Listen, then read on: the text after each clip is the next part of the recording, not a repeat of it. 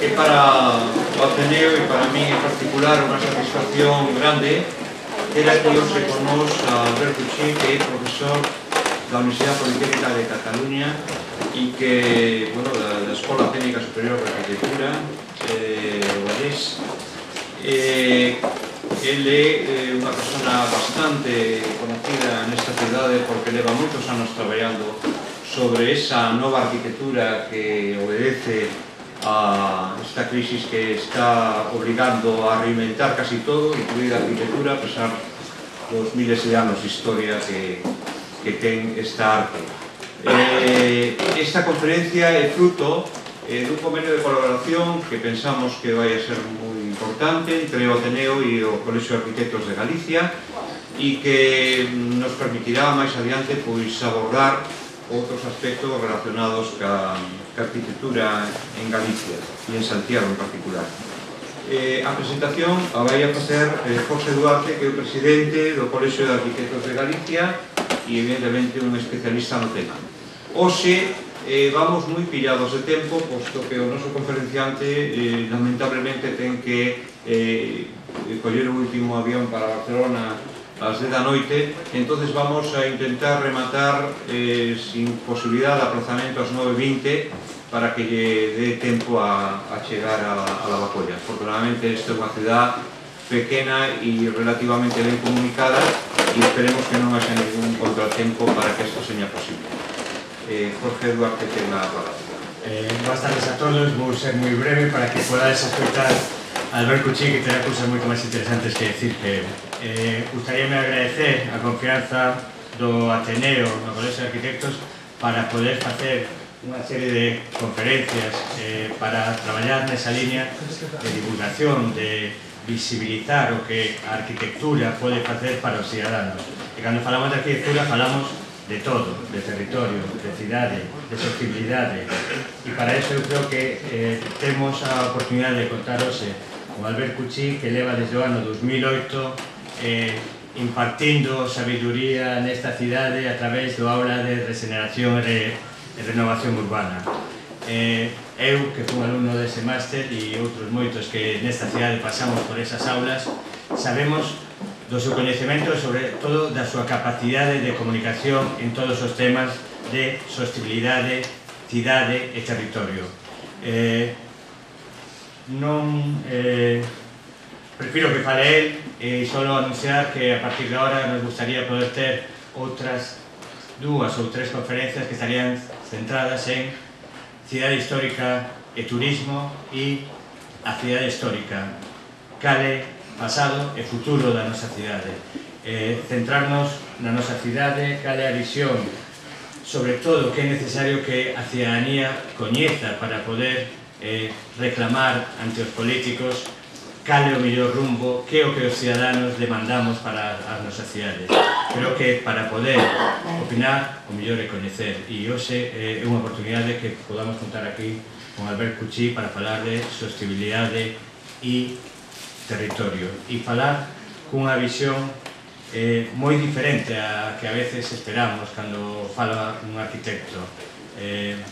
Creo que o mellor é deixarvos con el e ao final poder preguntar todas as dúbidas que teñamos. Non vos roubo máis tempo e que pase directamente a palabra Alberto Chín.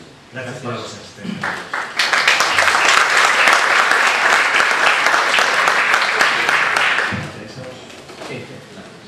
Gracias, Jorge, gracias al Ateneo por esta posibilidad. Disculpas porque ainda non falo galego e empieza a ser un pecado, la verdad, con el tiempo que llevo viniendo por acá.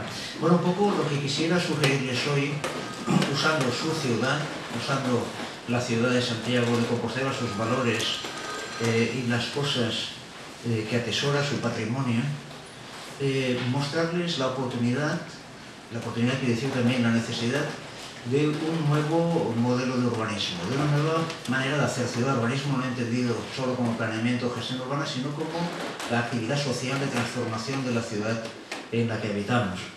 Un cambio que es ahora necesario y cada vez más urgente, que nos ligará además con temas que tienen que ver no solo con un futuro mejor, sino además con unas necesidades urgentes de reconsiderar nuestro sistema productivo y nuestro sistema de consumo, que además ahora está en crisis una crisis financiera, pero que también oculta detrás una crisis ambiental de unas consecuencias que se nos van haciendo cada vez más evidentes y que nos implican cambiar nuestra relación con el medio, cambiar nuestro sistema productivo, y ello va a hacer que el lugar óptimo para empezar a hacer ese cambio, para concienciarlo, conocerlo y ponerlo en práctica, sean nuestras propias ciudades.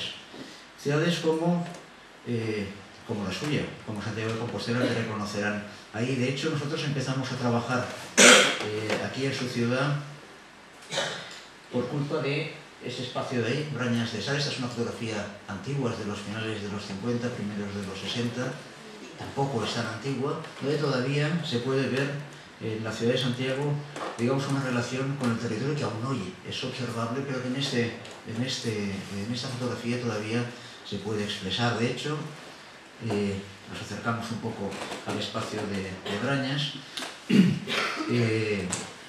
Vinimos aquí porque el consorcio de la ciudad de Santiago nos pidió, con la construcción de la Ciudad de la Cultura en Montegallás, había que hacer el plan especial de Brañas de Sar, que en el plan xeral está como un parque que hay que organizar, que hay que trabajar, y por tanto pues hay que hacer, para hacer el planeamiento, una serie de estudios previos, arqueológicos, o sea, históricos, naturales, etc. Y también nos pidió qué era ese espacio en la ciudad de Santiago, qué oportunidades podía suponer, justamente pensando que la ciudad de Santiago, como todas, tendrá que hacer una transformación sostenibilista, una transformación hacia un nuevo modelo de ciudad que tenga una relación con el territorio. La verdad es que ese espacio de Brañas, que se ve aquí, se ve la colegiata, no sé si, ahora igual cambio esto es Montegallás, la colegiata del Sar, aquí está la Ruero, la estación de tren. De alguna manera presenta todavía el modelo de un sistema agrario como lo describió Abel Bouyer, que hizo su tesis doctoral pocos años después de esta fotografía, sobre Galicia. A lo mejor que le puede pasar a un país que venga un geógrafo francés y haga su tesis doctoral sobre él, porque se lo deja a uno todo clarito y expuesto ahí encima. Abel Bouyer lo hizo con ustedes y es una joya, está editado ahora, ya hace tiempo, en gallego, y la verdad es que explica muy bien los patrones del territorio y permite, por ejemplo, leer este espacio, ¿no? Un espacio en el que aparecen una serie de texturas diferentes, una serie de espacios muy distintos. Aquí en Montegallás, por ejemplo, se ve el monte, esa zona más oscura. Aquí se ven las agras que son los campos productivos del millo, y aquí todavía hay junto al río otra tercera textura. Unas texturas que están, en realidad, aunque bien diferentes, aunque son terrenos, territorios usados para cuestiones muy diferentes, están perfectamente integrados en el juego, ¿no? De hecho, en un sistema agrario tan cultivado como es el gallego, con una superpoblación que mantiene a gran nivel de productividad, a gran nivel de exigencia productiva el territorio, tradicionalmente hay un problema que es, todo lo que le extraemos de las agras, todo el millo, el grano que nos llevamos de ahí, implica una extracción de nutrientes del suelo, implica la extracción de elementos minerales que están ahí y que son los que producen las plantas. Algunos no hay demasiado problema, el carbono, el hidrógeno, el oxígeno se reponen, vuelven al suelo a tanta velocidad o mayor velocidad que nosotros podamos ir extrayendo cosechas. Pero hay otros materiales que nos llevamos ahí, nitrógeno, fósforo, potasio, que nos lo llevamos a mayor velocidad de la que se puede reponer de forma natural esos que se llaman micronutrientes. Ello hace que a medida que vamos sacando cosechas, el suelo se va empobreciendo. Y al irse empobreciendo el suelo, es cada vez, produce menos alimento, y por tanto la sociedad que vive de explotar ese territorio cada vez va teniendo menor alimento y pone en juego su supervivencia. Mantener la fertilidad de las agras implica devolver esos nutrientes a la misma velocidad que los sacamos, reponer esos nutrientes. Y ello implicaba muchas cosas. Por ejemplo, la vaca, ¿no? Que la vaca la vemos como la piel, la carne, la leche.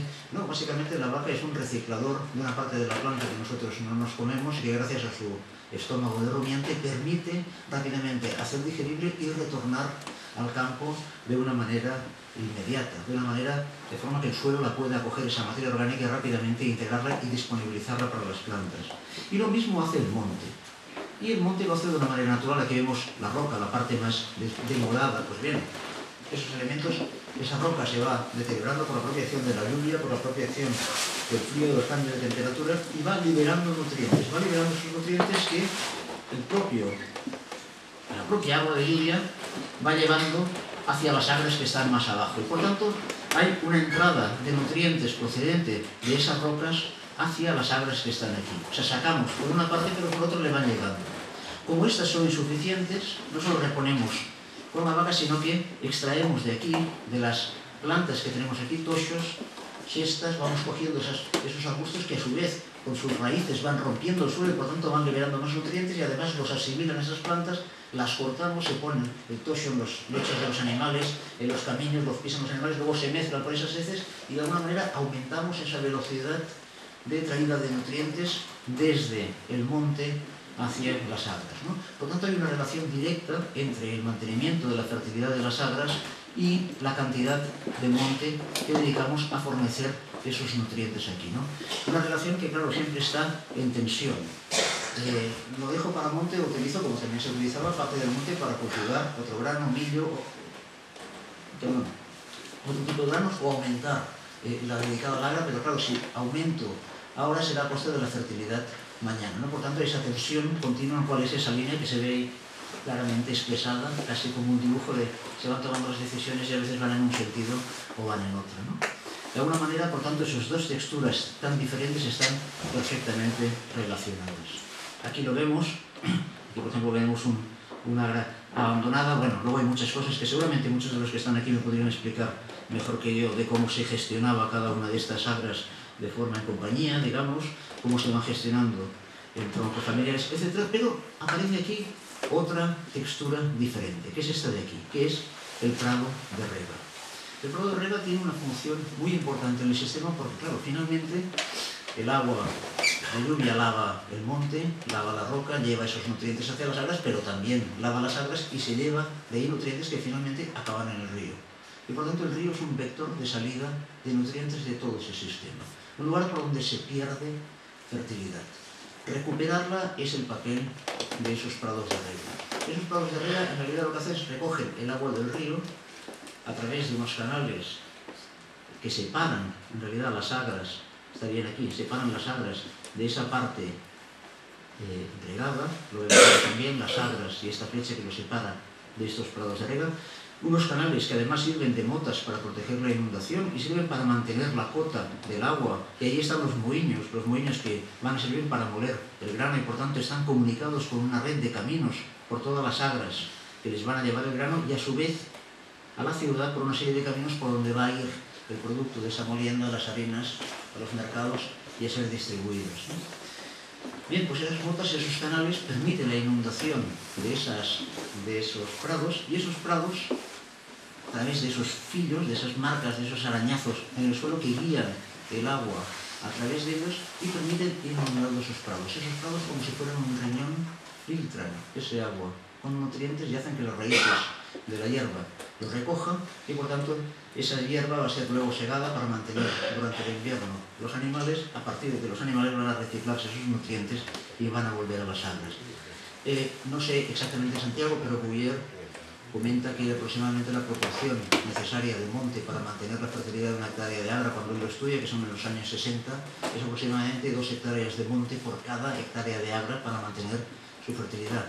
En cambio, en un prado de rega, una hectárea de prado de rega es capaz de aportar la fertilidad de 5 hectáreas de agras, ¿no? Por tanto, es un espacio muy importante. Un espacio muy importante que, por otra parte, es inundable, no puede tener demasiadas estructuras porque, de tanto, el río crece y se lo lleva todo por delante, ¿no? Con lo cual, es una arquitectura muy fina de estos arañazos que van por el suelo, que van guiando el agua por los canales, de tanto en tanto apenas una represa con un trozo, una laja de piedra y unos trapos apenas para calafatear, de manera que forma una represa que inunda una parte del prado y por tanto a partir de ahí el agua pasa a través, se filtra a través de esa hierba y a base de esas pequeñas operaciones que en realidad leen la topografía muy sutil de ese espacio porque es tremendamente llano, permite ir operándolo e ir generando esa recuperación de nutrientes. Un espacio por tanto muy sutil que todavía existe, que puede con unas buenas botas, eso sí, entrar ahí y verlo porque hay algunos prados de estos que continúan funcionando.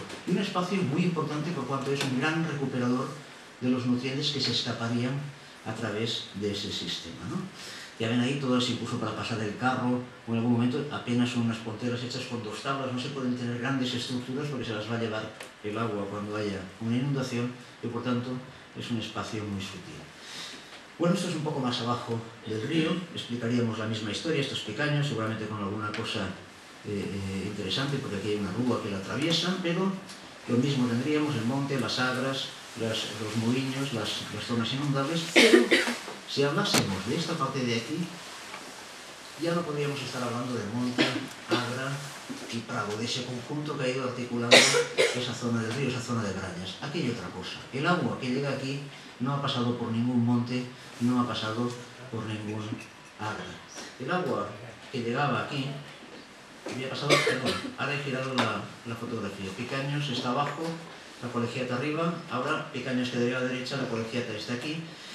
El espacio sería este de aquí. El agua que llega aquí viene por el río Cancelón. Es el agua que baja por el valle de Belvís y es el agua que ha lavado la superficie de las casas, la superficie de las calles, la superficie de la ciudad de Santiago. Es el agua que llueve sobre la propia ciudad de Santiago, que lava todas sus superficies y que va a ser vertida hacia el valle de Belvís, recogida en el río Cancelón, y es después el río Cancelón, después de atravesar el Rueiro por un moinho, naturalmente, que aparecía y esas aguas iban a ser absorbidas, digamos, filtradas por esos prados de rega de aquí. De hecho, todo el agua que cae desde Rúa de Preguntoiro hacia este lado va de una manera o de otra hacia la cuenca del Sar. Santiago, como saben, está en un morro entre el Sar y el Sarela. Bien, todo el agua que cae a la izquierda de la Rúa de Preguntoiro va hacia el Sar, el resto va hacia el Sarela. Y lo hace a través de este valle. Aquí tienen en 2 dibujos, este es antes de que estuviera, aquí está la colegiata del Sar, el rodeo del río Cancelón, lo tienen aquí. Aquí estará más adelante el seminario, aquí todavía no estaba la estación, aquí está el río Sar, y aquí se ve perfectamente dibujado todo el río, cómo lo cruza y finalmente sus aguas se disuelven al llegar a Sar. En una ampliación de un plano de mayor detalle se ve que estas aguas del río Cancelón ya son utilizadas. Y hay por aquí un canal que lo desvía por la parte superior y va a servir para regar prados, por aquí va a servir para regar huertas, para tener lavadoiros, elementos que van a estar aquí. Fíjense aquí de nuevo esos fillos, esos arañazos en el suelo que van a permitir el riego de los prados, y por tanto ya hay una utilización de un agua que lo que ha hecho ha sido lavar la superficie de la ciudad. De hecho, este es un esquema, no sé si lo ven bien desde ahí, de la ciudad de Santiago. Esto sería más o menos, Rúa de Preguntoiro, va por aquí, cuesta un poco de ver. Toda el agua que cae a este lado de la ciudad se va a ir de una manera u otra, a veces de maneras muy divertidas, hacia el río Cancelón y a partir de ahí al Sar, y el resto se va a ir hacia el Sarela, a veces por sitios un poco insospechados.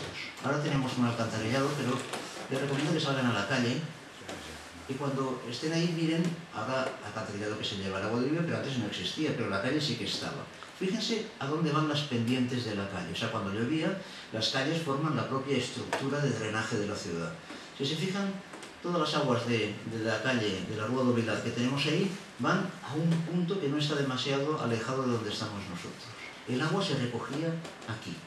Y de aquí pasaba por debajo de las casas y iba a aparecer prácticamente a Fonseca. De hecho, todo el agua que no iba al Sar, sino que iba al Sarela, finalmente se recogía y acababa aquí atravesando Hortas. O sea, toda la estructura de la ciudad de Santiago hacía que el agua que llovía sobre la propia ciudad se fuese a Belvís o fuese a Hortas. La baba recogía lo que eran los residuos que la gente que se dejaba en la calle. Entonces, seguro que han visto esas, ¿cómo les llaman aquí? La pica de la cocina, el desagüe va directamente a la calle, iba agua con ese jabón que se utilizaba. Entonces iba directamente a la calle, como otras cosas, los residuos que quedaban ahí, pero eran residuos orgánicos, eran recogidos por ese agua y finalmente acababan siendo aguas fertilizantes que iban aquí. Este, por ejemplo, es un dibujo similar a aquel que hemos visto para Belvís, de Hortas. Esta es la rueda que lleva el agua por debajo y luego aquí de nuevo vuelve a ser utilizada antes de llegar al Sar en prados de rega, etc. sea, la propia forma de la ciudad organizaba el agua de lluvia para recogerla, canalizarla, hacerla productiva en esos campos y, por tanto, a partir de ahí, regenerar la propia materia orgánica de la ciudad. Ahí se compostaban los pozos negros de las casas, se recogían y ahí se volvía a mezclar el agua, la materia orgánica degradada, el sol y la tierra para volver a organizar, reciclando de esta manera esos materiales, esa materia orgánica, esos alimentos, que en definitiva formaba parte del metabolismo de la ciudad, ¿no? Esos espacios agrarios, esos espacios agrícolas estaban ligados a la propia forma de la ciudad y al propio metabolismo urbano. Y eso, bueno, era con esas aguas que lavaban las superficies, todas las superficies, la superficie de las tejas, donde caía el agua, de las fachadas. Aquí ahora lo recogemos con unos canalones de plástico o de zinc o de material que sea, pero antes se recogían con estos de piedra, que lo escupía a la calle. La calle no tenía el sistema de alcantarillado, por tanto la calle era el punto donde esas aguas circulaban y iban lavando, iban concentrando, recogiendo todo lo que había y llevándolo finalmente pues aquí, al río Cancelón en este caso, que era a su vez recogido y utilizado como riego de huertas, riego de prados. De alguna forma actuaba del recuperador de esa materia orgánica propia de la ciudad. Y eso, esas aguas convexas que circulan por las calles de la ciudad, digamos que se van recogiendo y organizando para llevar a esos espacios, no tiene nada que ver con el agua de boca. El agua de boca que se obtenía de unas minas, este es el plano de minas que abastecen del abastecimiento general de la ciudad de Santiago, minas que están en los montes cercanos, subterráneas, que apenas afloran aquí en Ponte Manible, porque Ponte Manible no es un ponte, es un acueducto en realidad, hay un cambio, hay un trasvase, digamos, en la que el agua subterránea aflora, aquí aparece, y es de nuevo enterrada hasta delante de San Martín y Pinario, donde hay un elemento en el que ese agua es un pinchazo, digamos, pinchamos un freático, es como las fuentes naturales nacen del rebosadero de un freático, una zona de materiales porosos, donde el agua se puede meter y que quedan encajonados por materiales no porosos, que aquí abundan mucho, y a partir de ahí llega un momento que se llenan con el agua de lluvia y salen por algún lugar. Eso serían las fuentes naturales. Bien, hay otras fuentes que no son naturales, que lo que hacemos nosotros es hacer un túnel, ir a pincharlas y sacar el agua por gravedad de ahí. Va manando continuadamente, ¿no? Bien, esas aguas llegaban aquí, a lo que se llamaba una caja de caudales, ¿no? Ese es el nombre, y regulaba el flujo, donde cada hospital, cada convento, cada fuente tenía, pues esto, un agujero que, como ven, estaba registrado perfectamente en los papeles, qué diámetro y qué posición debía tener. El diámetro da caudal, la posición, cuanto más baja, más asegura que, claro, como el freático no deja de responder a la sequía, a medida que va bajando el agua, pues cuando uno está más abajo tiene más seguridad de suministro, le va a seguir dotando el agua. Cuando está más arriba, pues bueno, como se ve aquí, se va quedando progresivamente sin agua, ¿no? Ese era el sistema que finalmente acababa en las fuentes que todavía hoy manan, agua que dejamos correr, pero que durante mucho tiempo ha sido pues casi un lugar, un lugar de encuentro, un lugar de reparto de un bien tan preciado como era el agua de boca, el agua que se utilizaba básicamente para beber, los aguadores, en fin, un espacio público. Ahí los hierros sirven para aguantar las tinajas de primera magnitud.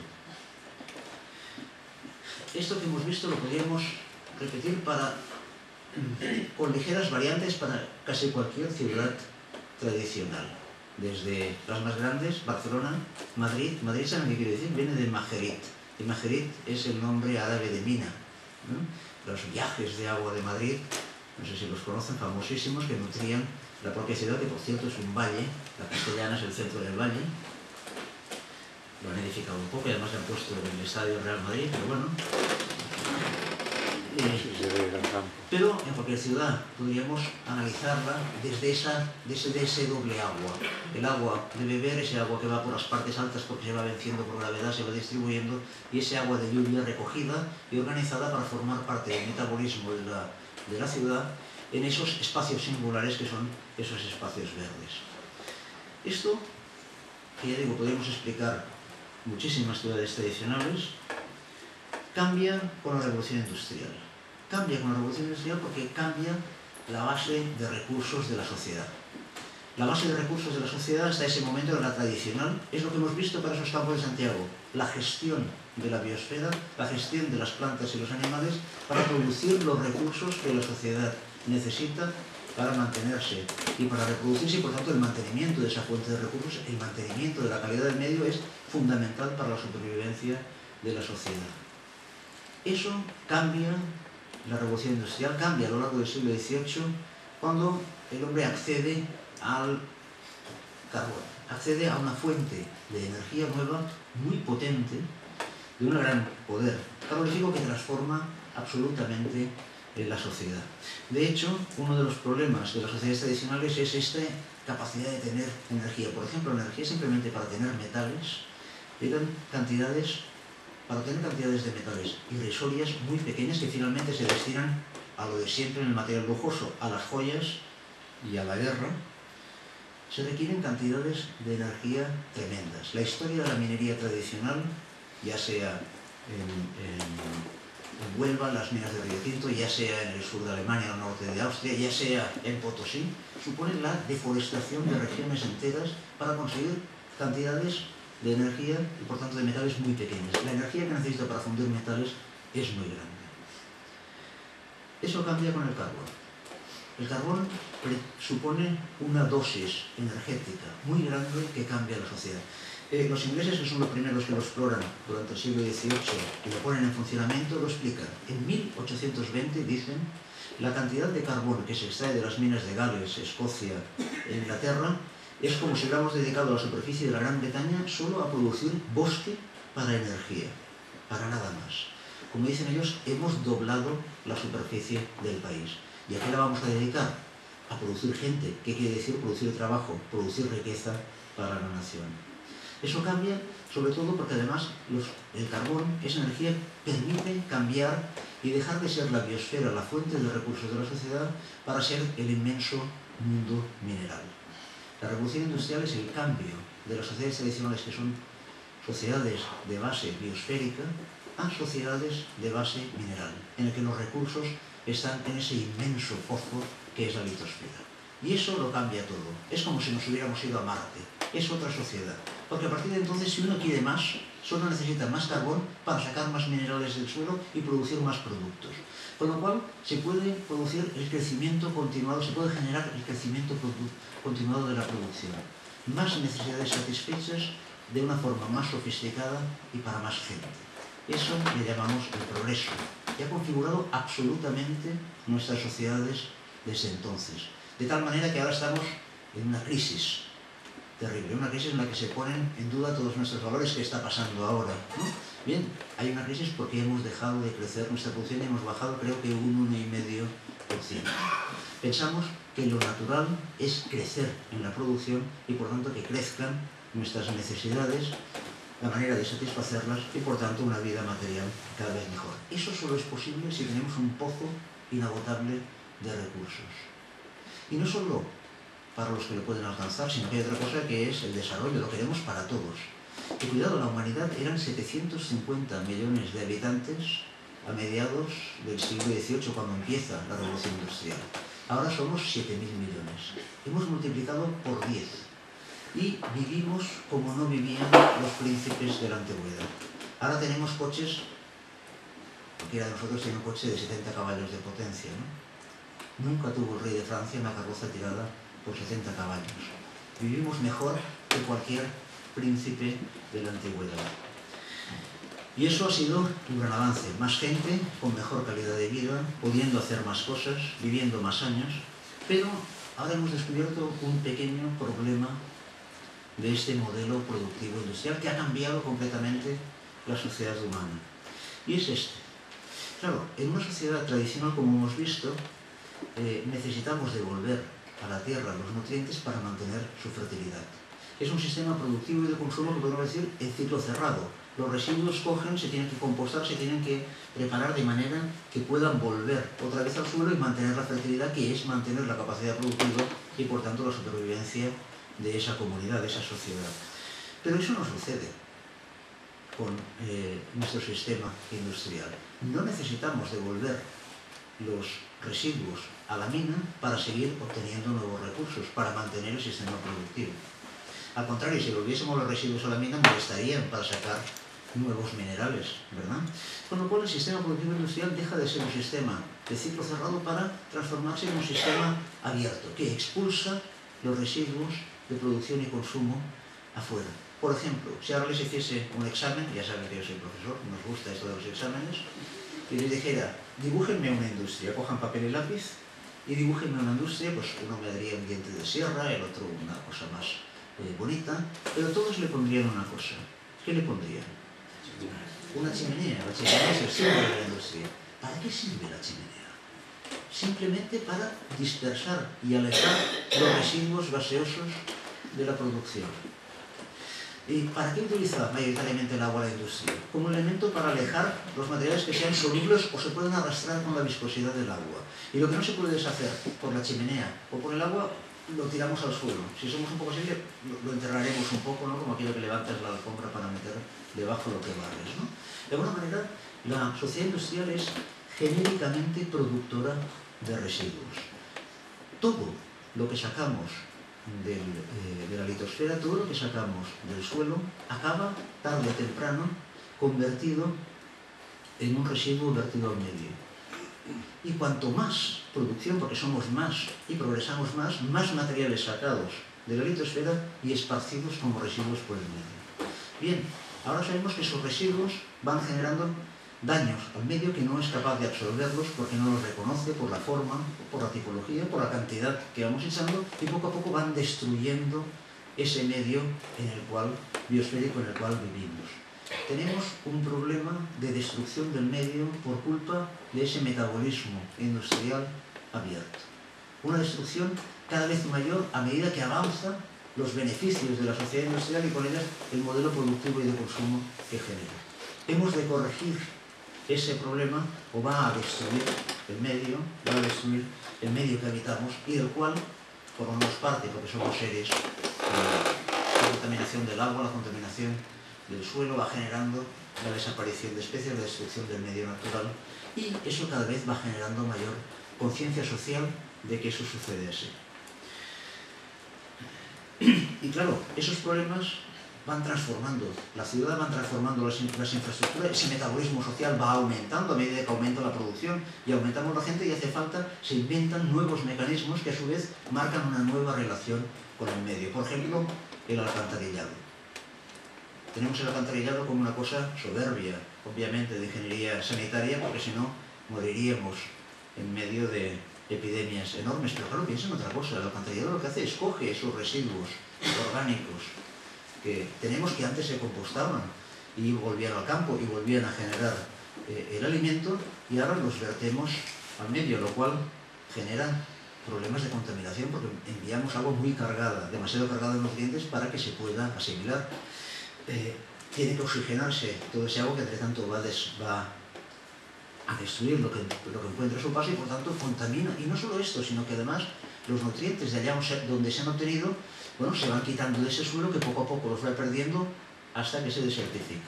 Únicamente podemos tener eso porque ahora tenemos fertilizantes artificiales, cosas que sacamos de sus suelos, sacamos los fósforos, sacamos el potasio, fijamos el nitrógeno del aire, todo con energía procedente de combustibles fósiles. De alguna manera hemos transformado ese metabolismo que tenemos ahí. Y claro, para movilizar esas heces, por ejemplo, necesitamos mucha agua.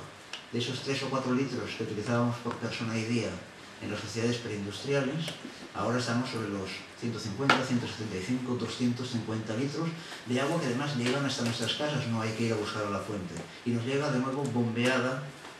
Aquí esta es, no se ve muy bien en esa fotografía, pero esto verde, esta ameba verde que aparece por aquí, esto es la almendra de la ciudad amurallada, de la ciudad de Santiago, y esto es el canal subterráneo más largo de las minas de suministro tradicional.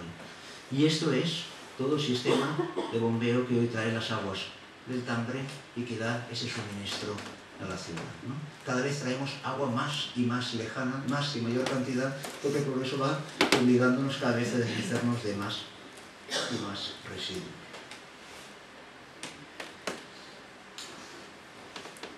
Y las zonas verdes. Bueno, hay un tema interesante, y es que la ciudad industrial no produce zonas verdes. no las necesita. No tienen ningún papel funcional en la ciudad industrial. No son necesarias. Las zonas verdes que tenemos son zonas verdes, diríamos, ganadas socialmente. Eso en Barcelona, en mi caso, lo sabemos muy bien. Barcelona es una ciudad de siempre muy abierta directamente a una especulación atroz, y hay muy pocas zonas verdes en Barcelona, prácticamente ninguna. Ya somos bichos de piedra. Y en ese sentido, ¿por qué? Porque la ciudad no las produce y hay que ganarlas, hay que reclamarlas desde la ciudadanía, porque si no, no aparecen, ¿no? Y esas zonas verdes tienen ahora otro papel. Este, por ejemplo, es el Valle de Belvís, antes lo hemos visto, ¿no? Ahora es un parque de Belvís, un parque precioso como todos los parques que tienen aquí en Santiago, en ese sentido, como en otros, Santiago es un lujo. Y además muy bien recogido, muy bien construido, ¿no? Sus propios diseñadores en la memoria del proyecto dicen: muros de hierba son los materiales con los cuales se construyó el parque, ¿no? Los muros de piedra y la hierba que estaban ya en ese funcionamiento tradicional del parque, no en ese espacio agrícola que era.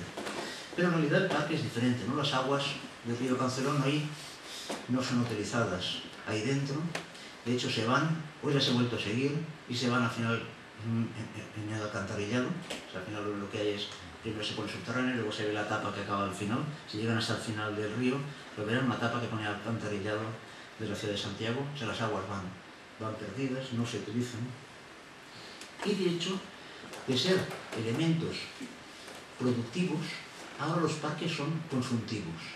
De ser elementos que tenían una función dentro de ese metabolismo de la ciudad, que les daba los recursos y producía un recurso interesante para la ciudad, ahora no. Ahora traemos fertilizantes artificiales, plantas de fuera y agua del río también para regarlos. Ahora son espacios consumtivos que mantienen sus utilidades sociales, pero a base ahora de ser, entre comillas, un gasto. Pero no solo esto, sino que además tienen que ser apartados, tienen que ser segregados de la propia dinámica material de la ciudad. ¿Por qué? Porque ahora esta ciudad es contaminante.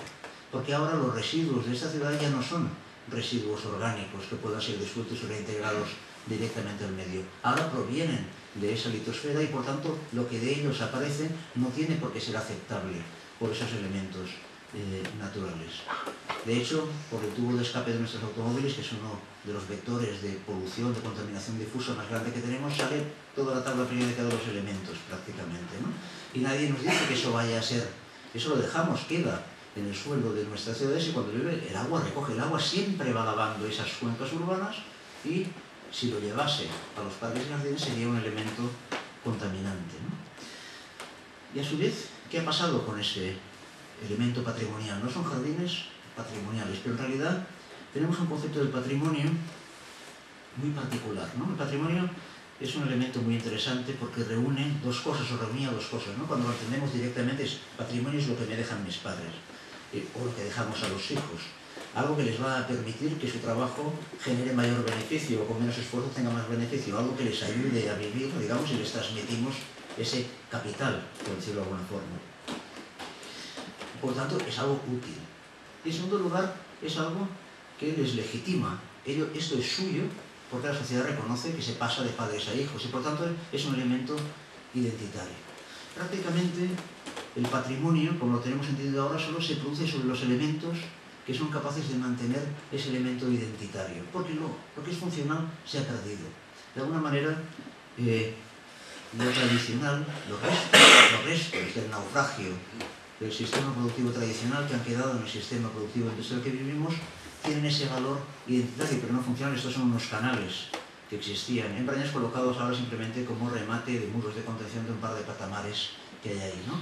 Su valor es que son de piedra y por tanto son elementos capaces de mantener esa continuidad a lo largo del tiempo, ¿no? Esta es la piedra que tocó el obispo Germílez, y que por tanto de ahí pasó a unos a otros y por tanto nos marca nuestra identidad con ese lugar porque lo podemos ir relacionando con ello, ¿no? El patrimonio prácticamente ha perdido cualquier valor funcional. Hoy en día se habla de patrimonio industrial y solo puede ser patrimonio industrial y es por definición algo que ya haya dejado de ser productivo, algo que haya dejado de ser funcional. O sea, algo tiene que perder la funcionalidad para pasar a ser patrimonial y solo soporte de ese valor identitario, ¿no?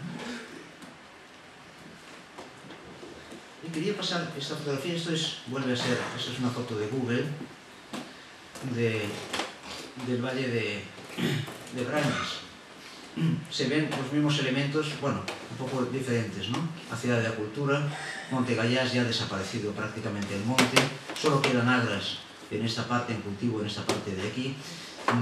Quedan algunos prados de regla, como hemos visto en las fotografías, en funcionamiento. Lógicamente los espacios verdes que ahora tienen funciones recreativas y naturales, pues si son funciones recreativas es el lugar donde poner elementos recreativos, por ejemplo un polideportivo o un campo de fútbol, ¿no? Se han asimilado a espacios capaces de soportar esos elementos, pero quisiera marcar en la fotografía que desde ese momento, ven esa herida que aparece por aquí, ese elemento que cruza, esto es la zanja que se fue abriendo para colocar el colector, el interceptor del SAR. El elemento es como un enorme alcantarillado que recoge lo que son los reboses de los alcantarillados y de la ciudad. ¿Para qué? Para que no lleguen al SAR. Si el SAR tiene que ser un parque, sus aguas tienen que ser adecuadas y por tanto se hace la primera operación de crear un parque, que es segregarlo de la propia dinámica de la ciudad. Separarlo para permitir que pueda pervivir, que pueda funcionar. Ese es lo que son ahora las zonas verdes. Bien. ¿Qué ha hecho la sociedad frente a ese problema de la contaminación? Frente a ese problema de nuestra sociedad industrial, de nuestro metabolismo social. ¿Qué ha hecho? Bueno, ha cogido una táctica global. Ha cogido una táctica, son muchas, pero que podríamos englobar dentro de una estrategia global, que es progresivamente limitar la capacidad contaminante del sistema productivo y de consumo. Poco a poco quitarle esa posibilidad de emitir residuos. Poco a poco irle cerrando la espita de salida de los residuos para que se vaya convirtiendo en un sistema cerrado, en un sistema de metabolismo cerrado que por tanto no sea contaminante, que no libre sus residuos al medio. Fíjense, han oído hablar del protocolo de Kioto, ¿no? El protocolo de Kioto limita las emisiones de dióxido de carbono, uno de los gases de efecto invernadero, que no es sino el residuo de utilizar los combustibles fósiles como fuente de energía. Y socialmente se va limitando. O la Directiva Europea Marco del Agua, que nos dice que a partir del 2015 tenemos que tener puestas las medidas necesarias para asegurar que la calidad de los cuerpos naturales de agua sea la que tendría si no usásemos el agua como un vehículo dispersor de residuos.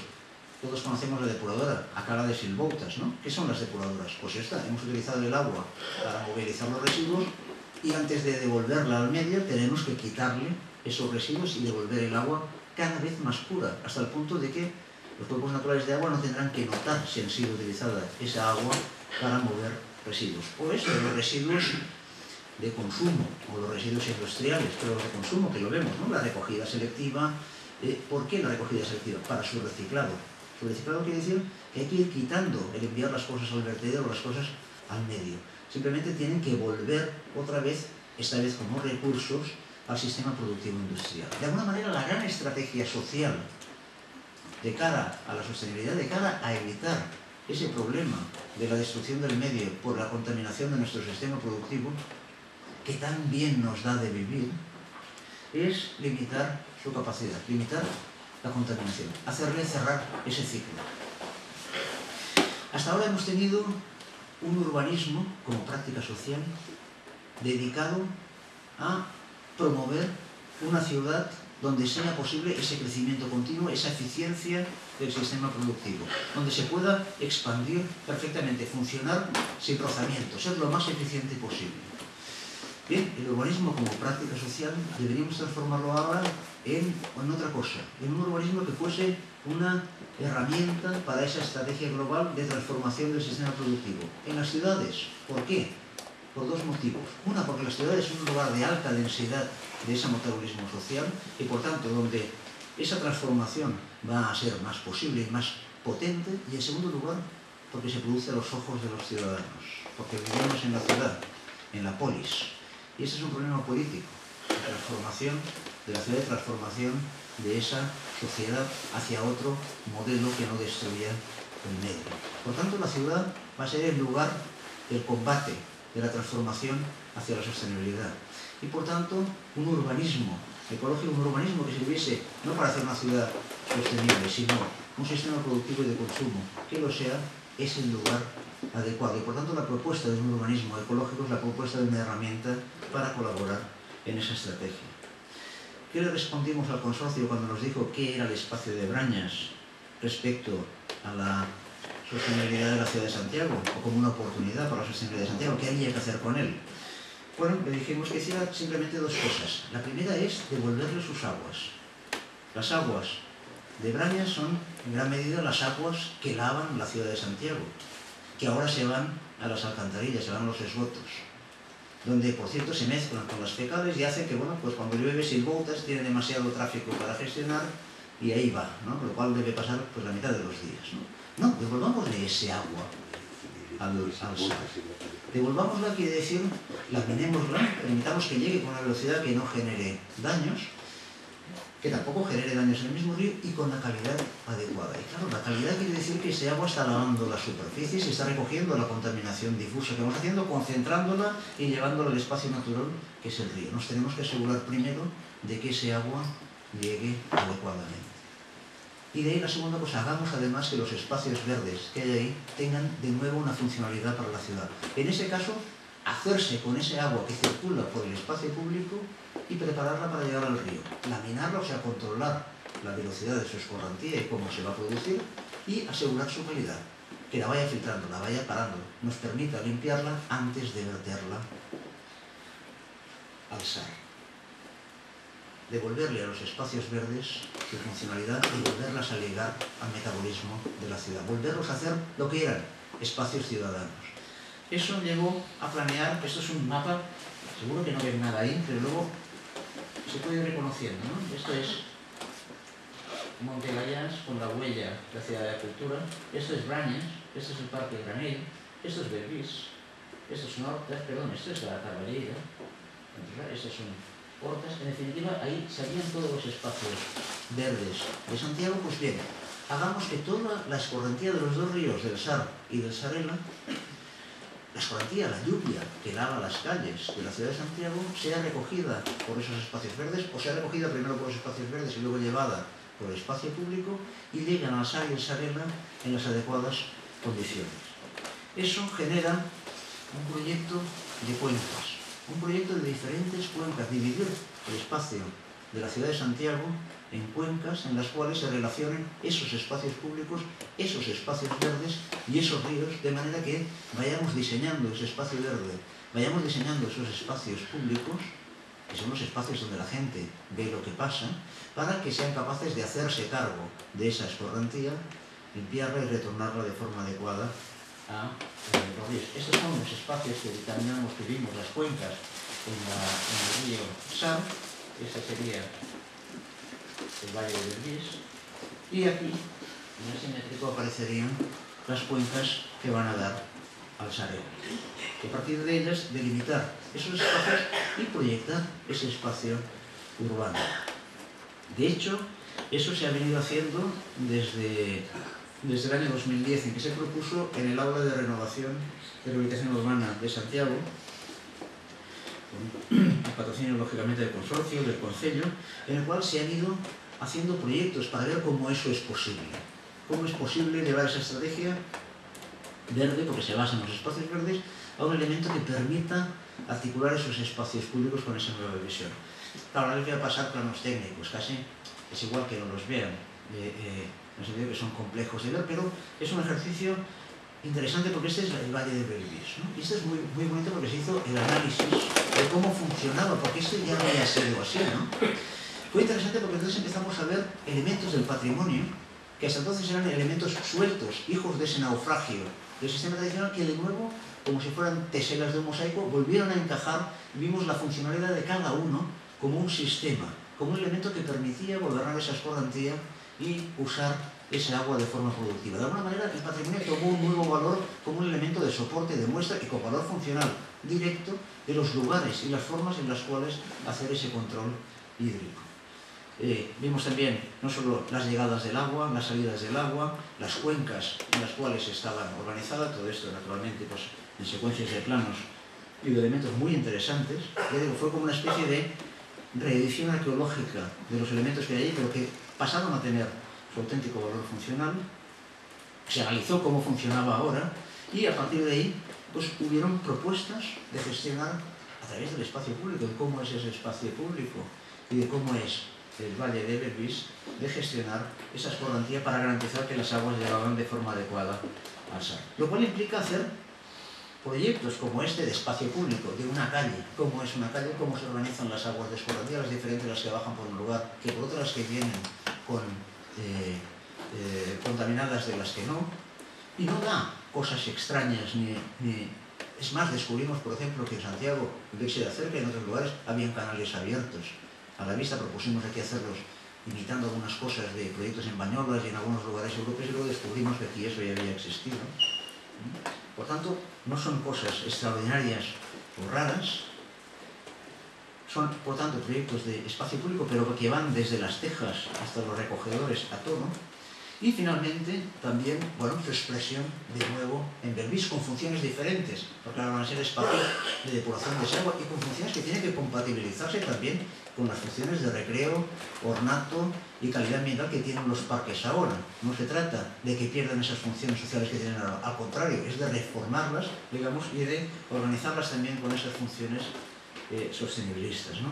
El río Cancelón, por tanto, volvía a poder crecer en un momento determinado, volvía a tener planes de inundación. No se trata de reconstruir el pasado, se trata de reinterpretarlo y de construir el futuro. En definitiva, me gustaría que se quedasen con esa idea, porque es una idea... a veces vemos el patrimonio y vemos unas cosas del patrimonio, ¿no? Todos vemos la torre de la derecha, les reto a ver si saben de dónde es, seguro que la conocen, ¿no? Y por ejemplo, ¿se habían fijado en las chimeneas? Es espectacular, es una cosa tremenda, ¿no?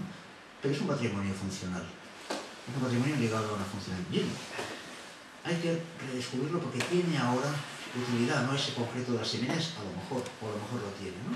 Pero hacíamos una imagen muy clara respecto al agua y respecto al valor que pueda tener para ese cambio, para ese urbanismo sostenible, esa transformación de la propia ciudad. Bueno, todos sabemos que Santiago tiene una catedral de piedra que todo el mundo conoce. Bien, tiene una catedral de agua tan grande y tan importante como eso, pero desconocida.